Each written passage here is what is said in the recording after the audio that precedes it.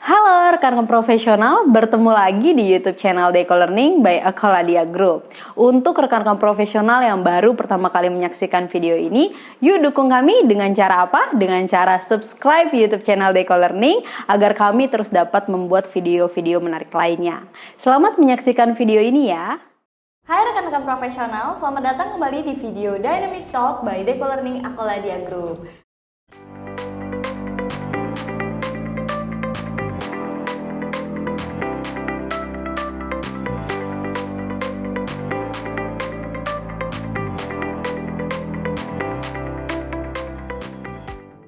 Bersama saya, Noviani Widyasari yang akan membawakan sesi kali ini. Dengan masuknya kita di era globalisasi, tentunya ini sangat mempengaruhi kehidupan kita ya, terutama di pekerjaan kita. Nah, sepertinya saat ini di dunia project juga udah nggak asing nih sama adanya global project atau project yang timnya merupakan multicultural team. Nah, kita akan dengarkan nih sharing pengalaman dari bintang tamu yang akan hadir hari ini mengenai managing multicultural team. Saat ini sudah hadir di tengah-tengah kita yaitu Bapak Muhammad Rizaludin PMP. Pak Rizal ini telah banyak pengalaman bekerja dan mengelola proyek maupun mengelola tim yang berasal dari berbagai negara. Untuk itu kita langsung saja berdiskusi bersama beliau untuk menggali pengalaman beliau dalam hal managing multicultural team. Halo Pak Rizal. Halo Mbak Novi, apa kabar? Alhamdulillah baik. Bagaimana kabarnya Bapak? Baik, alhamdulillah sehat, tetap semangat kita. Semangat Pak. Halo rekan-rekan juga, salam kenal, saya Rizal. Sementara ini saya adalah konsultan project management. Mudah-mudahan nanti diskusi hari ini terkait dengan multicultural bisa memberikan insight buat teman-teman dan juga bisa menjadi modal untuk kedepannya. Siap. Nah, mungkin boleh diceritakan sedikit nih Pak, pengalaman Bapak, background Bapak, apalagi tadi udah di opening sebenarnya udah dijelasin ya Bapak ini udah sering nih ngelola project global ataupun yang multicultural team. Mungkin boleh di-share nih Pak pengalamannya, background Bapak kemarin. Ya, alhamdulillah saya itu dapat kesempatan untuk memanage tim yang multikultural, kemudian juga kadang-kadang timnya virtual. Jadi bukan hanya multikultural tapi juga virtual di beberapa proyek saya. Multikultural itu bisa dilihatnya bukan hanya terkait dengan orang asing juga, tapi ya. Artinya saya juga pernah punya proyek dari Sabang sampai Merauke. Indonesia itu luas sekali dan budayanya juga berbagai macam, berbeda-beda.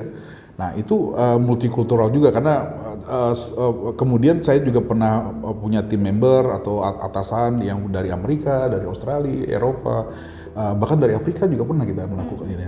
Nah pada dasarnya kan manusia itu unik ya, manusia itu unik, semuanya pasti akan mereka punya kebiasaan dan sebagainya berbeda-beda gitu ya. Nah jadi kita perlu melihat, observe mereka agar supaya approach-nya itu nyaman buat mereka. Ya itu yang saya alami selama ini. Oke.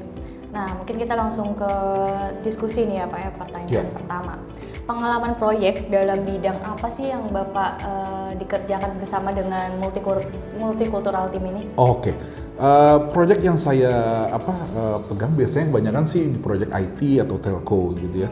Jadi saya pernah boleh sebut perusahaannya atau Jadi saya pernah misalnya di Microsoft, saya pernah punya tim yang multikultural luar biasa, virtual. Mengalami proyeknya bukan hanya di Indonesia tapi juga di Singapura, di Malaysia ataupun di Filipina. Kemudian saya juga pernah di HP waktu itu.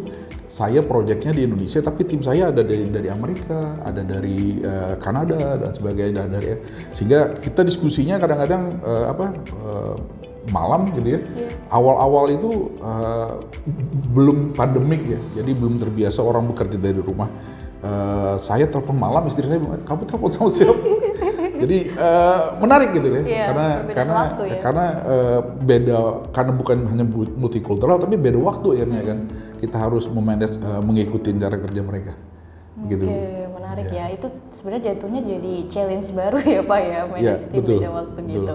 Nah, waktu pertama kali Bapak mengelola tim ini apa yang Bapak lakukan saat itu Pak? Oke. Sebelum saya punya pengalaman untuk memanage project ini, saya belajar juga gitu. Saya mengobserv senior saya yang sudah pengalaman handling tim. Bagaimana sih mereka handling tim gitu. Kemudian saya juga mencoba menambah knowledge saya dengan membaca buku. Kalau zaman sekarang udah orang bisa lihat YouTube dan sebagainya kan, agar supaya mereka melihat oh seperti ini ya triknya. Karena memang itu bisa sesuatu yang dipelajari. Biasanya adalah meternya adalah comfort zone-nya orang yang mempelajari nih, mau nggak dia keluar dari comfort zone-nya itu gitu ya. Nah, kemudian modal pertama ya pasti bahasa Inggris. Mau nggak mau harus bahasa Inggris ya. Ini ya, karena komunikasinya kita pakai harus pakai bahasa Inggris dan itu perlu diasah, dilatih gitu, sehingga kita terbiasa untuk bicaranya, untuk diskusi dengan mereka. Nah, biasanya pertama kali ketika kita masuk di tim, yang kita lakukan itu adalah saya harus berusaha punya kesempatan untuk diskusi dengan tim saya one on one gitu ya, agar supaya saya mengenal mereka. Karena ya tadi saya bilang semua orang walaupun dari Amerika pasti beda dia stylenya. Karena di Amerika itu lebih sama sampai dari Indonesia juga, unik juga, ada orang dari India, Amerika, ada orang yang dari Korea, ada orang dari Amerika asli, ada orang dari Afrika dan sebagainya. Sehingga kita harus bisa memahami mereka, tujuannya adalah agar supaya mereka nyaman, kita nyaman juga gitu kan.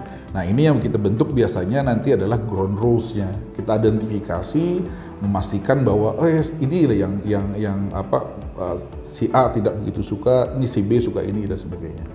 Gitu. Berarti tidak cukup hanya diskusi bersamaan terus kita tahu karakter ini seperti apa, ada perlu one on one lagi ya Pak ya untuk lebih mengenal ya Pak. Betul. Oke.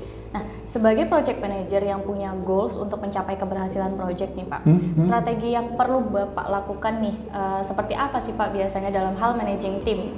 Ya.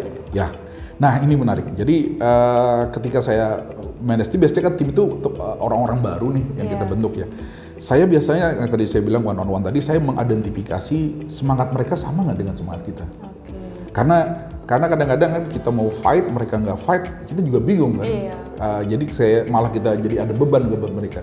Jadi kita mencoba mengidentifikasi mereka, memastikan nanti sinergi kita dengan mereka itu lebih baik gitu ya. Karena kita tahu, kita mengencourage juga semuanya bahwa sinergi di tim itu perlu dan semua orang punya peran dan kontribusi masing-masing. Nggak bisa nggak adil dan sebagainya, agak susah kita melihatnya di sana. Jadi itu yang harus kita lakukan agar supaya nanti kita punya frekuensi yang sama dengan timnya, agar supaya nanti semangatnya juga sama. Walaupun tadi growth rules juga kita butuhkan ya untuk agar supaya ya paling simpel lah komunikasi ya. Gitu kan. Kadang-kadang ada orang yang suka teriak itu bukan karena teriak, memang intonasinya tinggi. Gitu. Nah, jadi kadang-kadang supaya terbiasa, ini memang intonasinya tinggi dan sebagainya. Kemudian komunikasinya juga apa yang kita pakai. Nah, dulu saya malah sampai SMS kita pakai, karena sampai sekarang kan orang pasti pakai WhatsApp, orang pakai Telegram gitu kan ya, orang pakai macam-macam messenger, mau IG, mau Facebook dan sebagainya, semua dipakai orang ya, agar supaya komunikasi itu bisa jalan. Dan kemudian biasanya yang kita lakukan juga adalah melakukan kalau istilah sekarang namanya team building ya, gitu ya. Jadi kita build timnya, tidak sesuatu yang luxury lah, kadang-kadang kita pakai Starlink lah, gitu ya, ngopi bareng gitu kan, kita duduk bareng bersama-sama mereka. Karena dengan yang non formal ini akan mengalir, akan orang lebih nyaman. Tidak semua orang ternyata bisa bicara dengan leluasa dengan orang lain gitu. Karena tadi yang masalah ada comfort dan kenyamanan sebagainya. Apalagi orang baru pertama kali ketemu. Nah, kita sebagai project manager itu jadi orkestrator. Agak susah ngomong ini. Orkestrator agar supaya menstimulus semua stakeholders itu bisa memberikan positive impact terhadap proyek yang akan kita jalankan. Nah, membangun tim itu bukan usaha hanya project manager, tapi project bersama, usaha bersama gitu deh. Karena usaha itu bukan hanya dari proyek, tapi semuanya bisa bagaimana bersama-sama mempunyai spirit yang sama, punya frekuensi sama agar supaya proyeknya menjadi lebih baik nantinya secara komunikasi dan seterusnya. sebagai orkestrator biar menciptakan harmoni ya Pak ya. Betul, dalam tim. betul. Nah, pada saat Bapak atau tim sedang mengalami masalah nih Pak, sedangkan berada pada zona waktu yang berbeda gitu Betul, ya, betul. harus melibatkan beberapa tim terkait untuk menyelesaikan masalah tersebut. Biasanya Betul. bagaimana nih Pak menghadapi? Nah, oke. Ini menarik nih. Biasanya ketika saya harus berada di tempat lain, atau kemudian ada proyek tempat lain, biasanya saya melakukan istilahnya namanya delegasi. Jadi saya mendelegasikan untuk tempat yang saya tidak ada di sana, ada satu tim yang menjadi koordinatornya. Jadi dia nanti yang menjadi PIC agar supaya kalau saya tidak ada, mereka yang melakukannya. Karena itu sudah dari awal kita sharing gitu. Karena kan saya tidak bisa di semua tempat pada saat yang sama gitu kan ya. Nah, kondisi itu kita sharing ke bukan hanya ke customer, ke timnya ya, tapi juga ke customer. Supaya customer tahu juga kalau ada terjadi emergency kondisi seperti itu. Ini ada cerita menarik. Saya pernah ada emergency situasi gitu ya. Waktu itu saya lagi balik ke Jakarta karena posisinya minggu weekend ini kebetulan kita akan melakukan yang namanya roll out untuk production gitu ya. Karena sudah akan disetujui, kita koordinasi. Waktu itu posisi saya masih di Changi Airport gitu. Saya koordinasi di sore karena mau terbang ke Jakarta. Customernya oke, sudah siap semua, oke. Kita lakukan gitu ya, pekerjaannya. Nah, ketika kita melakukan pekerjaan sudah selesai, saya terbang kan, saya nggak tahu lagi nih. Turun landing di Soekarno-Hatta, tiba-tiba saya lihat handphone saya, kok miss call-nya banyak banget ini. Waduh, pesannya macam-macam. Waduh, ada apa ini ya saya bilang. Terus saya langsung, ini feeling saya ada sesuatu yang urgent nih. Ada kondisi yang mungkin yang perlu kita perhatikan ya di sana.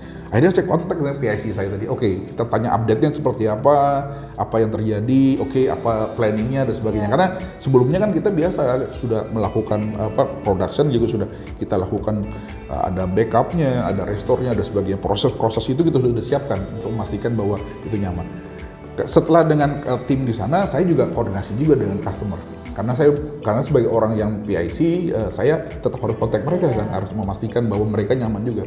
Dan saya dengan kontak customer ini, saya bisa mendapatkan view dari customer, informasinya yang lebih netral. Saya tahu kondisinya pasti tidak nyaman. Kadang-kadang tidak semua orang mau mendapatkan customer dalam kondisi yang seperti itu kan. Nah, setelah semuanya sudah dapat informasinya, saya baru memberikan informasi kepada tim stakeholder saya yang ada di Indonesia, yang di lokal gitu ya, memastikan bahwa mereka aware kondisinya, situasinya, kemudian eskalasinya seperti apa. Ya, alhamdulillah, ya kondisinya bisa teratasi waktu saat itu. Memang harus gercep ya Pak, ibaratnya ya sebagai project manager juga harus kepala dingin, karena tiba-tiba Bapak baru landing udah ini ada apa ini gitu kan, kalau nggak ini bahaya juga. Oke, nah dalam mengelola proyek seringkali nih kita dengar bahwa pekerjaan seorang project manager itu tadi ya Pak, tentunya berkomunikasi dan berkomunikasi lagi gitu, betul ya Pak ya? Betul, komunikasi. Setelah itu kopi. Asik, Starling. Jadi komunikasinya memang itu key-nya gitu. Karena kita berkomunikasi dengan tim kita berkomunikasi dengan customer kita berkomunikasi dengan atasan. Itu memastikan agar supaya sinergi tadi bisa terjalan. Nah, komunikasi itu kadang-kadang yang simple, saya bilang bisa pakai kopi saja, bisa pakai teh saja, sampai nongkrong di mana dan sebagainya. Yang aman lah. Karena nyaman buat saya, kadang-kadang tidak nyaman buat orang lain.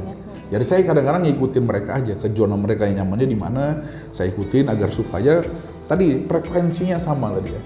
Jadi kalau frekuensi sama tuh gimana ya? Kayak kita merasa sama-sama punya hobi lah gitu. Nah, kalau sudah punya hobi gitu, wah udahlah. Jadi nyaman kita say hello itu walaupun kita intonasinya tinggi udah biasa, udah bukan sesuatu yang langsung orang derdek ini. Jadi kondisinya jadi lebih nyaman dan sebagainya.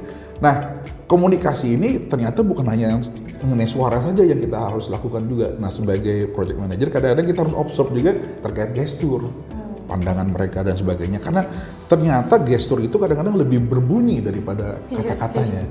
Gitu. Lebih jujur sih, lebih jujur. Nah, daripada kata-kata ya. Nah, itu yang kadang-kadang yang harus kita asah juga, bagaimana sih membaca orang, gestur orang agar supaya mengerti nih bahwa kondisinya menjadi informasinya sesuai dengan yang diharapkannya dia. Iya, benar. Gitu. Nah, pertanyaan selanjutnya nih Pak. Kan tim ini berjauhan ya Pak ya, tidak bisa terlihat langsung dan kadang tidak mudah untuk dihubungi. Komunikasi jarak jauh bisa menggunakan berbagai alat saat ini. Ada online, video call, Zoom, seperti itu ya Pak. Bagaimana nih Pak untuk membangun trust dalam kondisi kayak gini Pak? Oke. Nah, kondisi pandemik sekarang ini memaksa orang akhirnya memang bekerja secara remote. Kemudian ketika dia bekerja remote, berkoordinasi, berkomunikasi juga akhirnya pakai tools yang remote. Dulu zamannya awal-awal saya melakukan remote atau virtual team ini, tidak banyak yang saya bilang tadi, istri saya di malam-malam saya telepon bingung gitu kan. Sekarang sudah terbiasa. Platformnya ya Pak. Karena sudah terbiasa. Jadi kondisi sekarang semua orang kan hampir semua orang mengalami kerja dari rumah gitu karena kondisi pandemik memaksa kondisi seperti itu. Nah, ground rules dalam komunikasi ini biasanya memang saya coba introduce ke teman-teman. Kita perkenalkan bahwa kalau ditelepon artinya ada sesuatu yang urgent. Kemudian kalau memang tidak bisa dijawab ya simple nih, kasih message saja, mau SMS, mau WhatsApp dan sebagainya. Memastikan saja bahwa sebentar saya lagi ada kerjaan atau lagi ada meeting dan sebagainya. Sehingga komunikasi jalan satu arah gitu kan. Nah, kemudian itu kita berkomunikasi itu harusnya mudah, jangan dipersulit. Iya, benar. Ya kan, jadi bagaimana semua orang kan pegang HP sekarang gitu kan. Kok masa HP-nya dipegang begitu nggak bisa dimaafkan. Jadi kalau di telepon itu artinya sesuatu yang dibutuhkan, karena saya membutuhkan informasi juga karena bukan kebutuhan saya, kadang ada stakeholder, ada atasan, ada sponsor yang membutuhkan informasi agar supaya kondisi yang terjadi di lapangan itu bisa diputuskan dengan cepat gitu ya. Jadi build-nya harus dilakukan terus-menerus, diasah, diingatkan dan sebagainya agar supaya komunikasinya tuh menjadi mengalir gitu ya ini ya. Menegurnya kadang-kadang yang tidak semua orang bisa ditegur dengan marah gitu ya. Kadang-kadang juga harus tadi saya bilang one on one tadi yang kita lakukan untuk melihat tolong dong next time kalau saya telepon boleh dong direspon ya. Either diangkat ataupun nanti kalau tidak bisa direspon dengan di WhatsApp dipesan agar supaya nanti telepon lagi dan sebagainya atau akan call balik gitu ya. Nah, ini yang kebiasaan ini yang kita biasakan dari awal agar supaya kita sama-sama merasa bahwa ini mutual relation nih, bukan PM yang butuh tim atau tim yang butuh PM, enggak, sama-sama masih membutuhkan. Sehingga ini mengalir, ya kita harapkan semua nyaman lah untuk dilakukan seperti itu.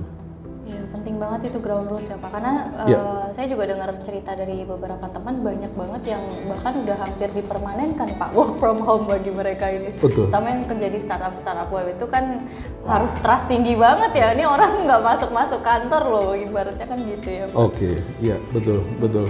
Ya, mudah-mudahan jadi lebih baik lah karena kondisinya. Jadi startup sekarang banyak ada cobaannya ya, kita coba mudah-mudahan mereka menjadi lebih baik nanti. Iya, betul. Oke, dan pertanyaan selanjutnya, ada tantangan lain nggak yang pernah Bapak hadapi nih Pak? Yang mungkin bisa diceritakan kepada rekan-rekan profesional, bisa jadi lesson learned juga bagi para rekan profesional nih Pak. Oke. Yang sering terjadi itu kadang-kadang kalau saya lihat bahasa simpelnya itu kadang-kadang timnya baper. Timnya baper ya? Timnya baper gitu. Kalau kita jadi PM nggak bisa baper, kita agak susah gitu baper karena kondisinya memang diminta kita menjadi lebih wise gitu ya. Nah kalau kondisi seperti itu yang kita lakukan, kita kadang-kadang manuver, kadang-kadang juga saya melakukan begini, tidak semua orang itu bisa dekat dengan seseorang juga. Iya, kan? benar. Jadi saya lihat juga nih istilah saya itu pembisiknya siapa sih? Orang dekatnya siapa sih gitu. Nah, itu yang saya coba ini, jadi pengaruhnya ke sana agar supaya pesannya ke sana nih supaya sampai, karena kalau pesan saya yang akan menyampaikan biasanya mereka langsung tidak terima nih. Karena sudah merasa sudah kayak tidak nyamannya merekanya gitu. Nah, itu yang kita coba barrier itu yang kita coba hilangkan agar supaya nanti mengalir dengan baik komunikasinya. Challenge yang lain yang biasanya saya alamin juga adalah kalau saya remote gitu misalnya kondisinya, saya harus di sana gitu. Padahal kan saya bukan orang yang punya kalau di film-film time traveling gitu, jadi teleporter gitu nggak bisa.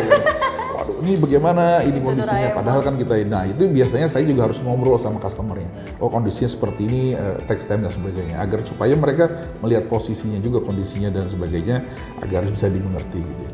Nah ada kadang-kadang orang bisa mengerti, ada orang nggak bisa. Nah itu yang harus disiapkan juga kadang-kadang. Jadi eskalasinya juga harus tahu gitu. Oh kadang-kadang mereka eskalasi ke atasan saya. Gitu ya. Jadi ya kita harus tahu, dan biasanya saya juga memanage hubungan yang baik dengan atasannya agar supaya ketika ada eskalasi mereka sudah alert ke saya, ini ada sesuatu nih yang perlu kita perbaiki bersama-sama gitu. Nah, itu yang paling susah sih ya biasanya sih yang baper-baper ini yang biasanya menurut saya yang kondisinya ini. Ya, begitu, Pak. Oke. Wah, tidak terasa nih kita udah masuk ke pertanyaan terakhir nih Pak. Dari sekian banyak pengalaman Bapak tadi ya, mengelola multicultural team. Mungkin silakan Pak kalau misalkan ada saran bagi para rekan-rekan. Silakan Pak. Oke. Saran pertama pasti yang saya ingin garis bawahi adalah be profesional. Ya, ini sih pesan dari dulu atasan saya juga. Jadi kamu dimanapun menjadi apapun tetap profesional, lakukan sesuai dengan aturan, kerjakan dengan baik, sesuai dengan target yang diberikan dan sebagainya. Kemudian yang kita coba kadang-kadang ketika strategi ini kita lakukan adalah kita berpikirnya let's win the war, bukan the battle. Jadi kita fokusnya ke perang yang besar nih. Karena kadang-kadang dalam perjalanan proyek atau perjalanan kita selama menjalankan tugas kita, banyak yang kadang-kadang kita harus ngalah gitu kan ya. Tapi ngalah itu bukan berarti kita kalah gitu ya. Karena tadi saya bilang war-nya itu kita menang. Karena kita ingin objektifnya, kalau di proyek, objektif proyeknya bisa tercapai. Kemudian tetap semangat nih untuk belajar, mengasah skill komunikasi agar supaya menjadi lebih baik dan lebih baik. Terima kasih juga nih, saya sudah diberikan kesempatan untuk bisa join diskusi hari ini. Begitu Mbak Novi. Oke, terima kasih juga nih Pak udah mau sharing-sharing pengalamannya sama rekan-rekan profesional. Semoga sharing kita hari ini bisa menambah insight bagi para rekan-rekan profesional yang sedang menyaksikan ataupun yang sedang manage multicultural team gitu ya. Oke, kalau gitu sekian sesi Dynamic Talk hari ini. Bila Anda menyukai video ini, jangan lupa klik tombol like, dan bila Anda belum subscribe YouTube channel Decollearning, jangan lupa klik tombol subscribe dan share video ini ke rekan-rekan lainnya. Dan bila rekan-rekan memiliki usulan tema, topik apa yang ingin kita bahas nih bersama dengan para profesional untuk menjadi narasumber, jangan lupa tuliskan di kolom komentar saran ataupun opsi topik yang akan kami bawakan. Kalau gitu, sampai jumpa di video kami lainnya. Terima kasih sudah menyaksikan video ini. Bye-bye. Halo rekan-rekan profesional, jika Anda menyukai video ini, yuk dukung kami dengan cara subscribe, like, and share video ini. Nah, untuk rekan-rekan profesional juga yang ingin memberikan masukan ataupun saran, langsung saja tulis di kolom komentar di bawah ini. Semoga video ini bermanfaat ya untuk rekan-rekan profesional. Sampai jumpa kembali di video Dynamic Talk berikutnya.